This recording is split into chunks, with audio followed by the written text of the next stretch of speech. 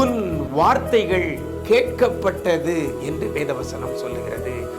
வித்தியாசம் உண்டாகும்படி செய்வேன் என்று கர்த்தர் சொல்கிறார்.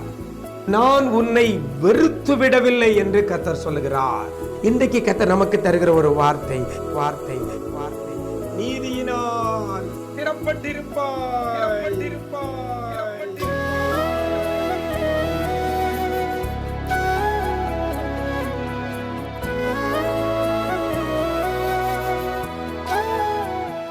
கிறிஸ்துவில் பிரியமானவர்களே, ஆண்டவரும் இரட்சகருமாகிய இயேசு கிறிஸ்துவின் ஈடு இணையற்ற நாமத்தில் உங்களுக்கு அன்பின் வாழ்த்துக்கள். நல்லா இருக்கிறீங்களா? எல்லாரும் ஆண்டவர் கிருபையில நல்லா இருப்பீங்கன்னு கர்த்தருக்கு நம்புகிறேன். இன்றைய நாளிலையும் இன்றைய விசேஷித்த வார்த்தை நிகழ்ச்சி மூலமாக வேதத்திலிருந்து ஒரு வசனத்தை உங்க முன்னால வைக்கிறதுல மிக்க மகிழ்ச்சி அடைகிறேன். ஏசாயா தீர்க்கதரிசியின் புஸ்தகம் 54 அதிகாரம் 14 வசனத்துல நிறைய காரியங்கள் கர்த்தர் நமக்கு சொல்லி இருக்கிறார். அதுல முதல்ல சொல்லப்பட்ட அந்த காரியம், நீதியினால் ஸ்திரப்பட்டிருப்பாய் என்று கர்த்தருடைய வார்த்தை வருகிறது.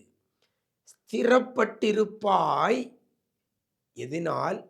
நீதியினால் என்று சொல்லப்பட்டிருக்கிறது.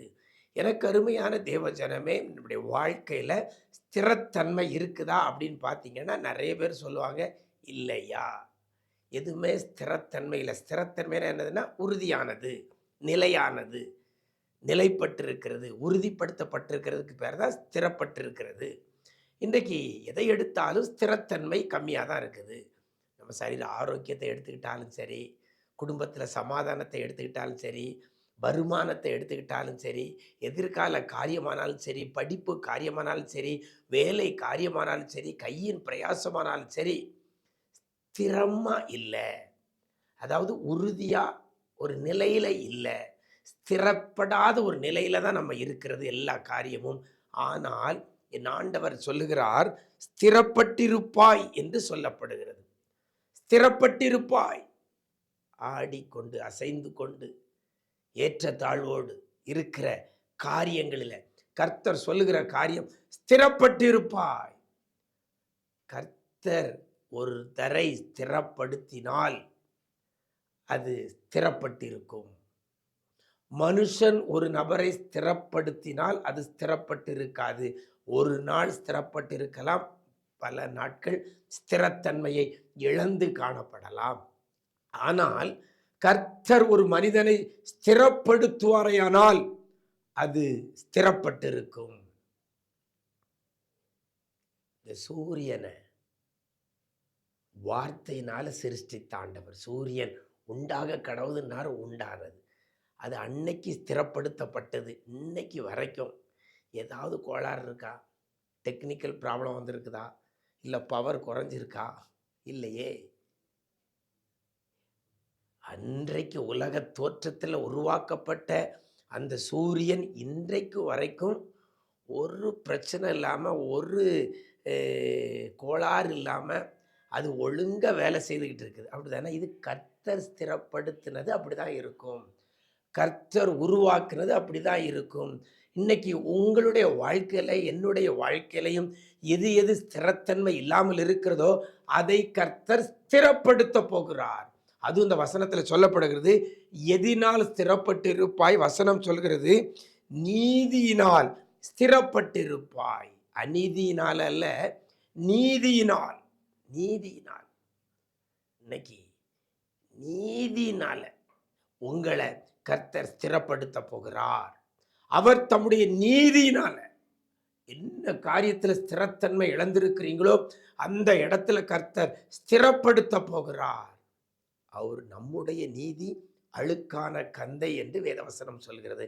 ஆனால் கர்த்தருடைய நீதி நியாயங்கள்ல அது நேர்மையானவைகள், செம்மையானவைகள். அந்த நீதியினால ஸ்திரப்பட்டிருப்பாய் என்று வேதவசனம் சொல்லுகிறது. எனக்கு அருமையான தேவஜனமே, இன்னும் இன்னொரு வகையில் இந்த வசனத்தை எடுத்துக்கொள்ளுமையானால், நீங்களும் நானும் நீதி செய்கிற பிள்ளையாய் இருந்தால் அந்த நீதியினாலே கர்த்தர் நம்மளையும் ஸ்திரப்படுத்துவார்.